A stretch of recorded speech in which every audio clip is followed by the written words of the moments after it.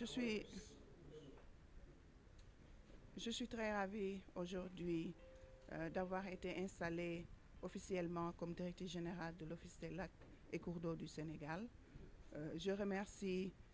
l'ensemble du conseil d'administration, le directeur général sortant, le personnel de l'Office des lacs et cours d'eau et l'ensemble des services techniques et administratifs de l'État. En ces moments solennels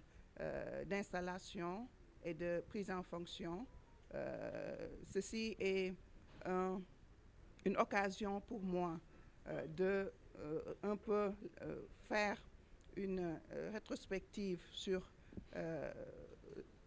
le parcours qu'on a eu à travers le secteur de l'eau. Et aujourd'hui, on va matérialiser ces acquis-là dans l'Office des lacs et cours d'eau. Et pour ça, on a des missions à accomplir. Et ces missions, je pense, avec l'ensemble du personnel, l'ensemble des services techniques, on va atteindre nos objectifs, surtout pour l'aménagement des cours d'eau intérieurs sur l'ensemble du territoire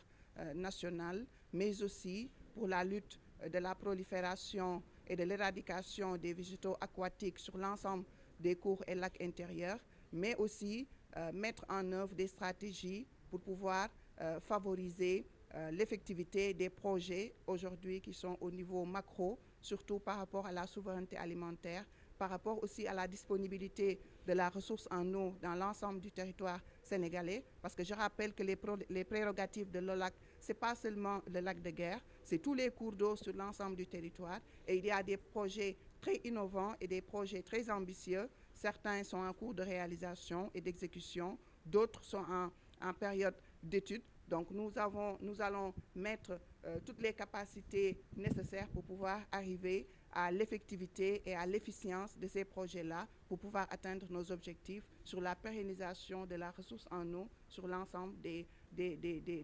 lacs et cours d'eau au niveau du Sénégal. Merci beaucoup. L'Office des lacs et cours d'eau, comme notre mission nous l'indique, nous allons toujours œuvrer pour l'atteinte des objectifs qui ont été fixés par le président de la République. Et je pense que l'OLAC a sa place dans cette vision du Sénégal prospère, à travers surtout les projets, comme je l'ai dit tout à l'heure, certains qui ont été déjà réalisés et dont les résultats sont visibles, et d'autres aussi qu'on va mettre en place, qu'on va mettre en œuvre. Et je pense qu'avec la réalisation de ces projets, on va atteindre nos objectifs sur, comme je l'ai dit tout à l'heure, sur les projets innovants de l'État du Sénégal, les autoroutes de l'eau, la revitalisation des vallées fossiles. Et aujourd'hui aussi, on a un grand projet qui est le Préferlo et d'autres projets on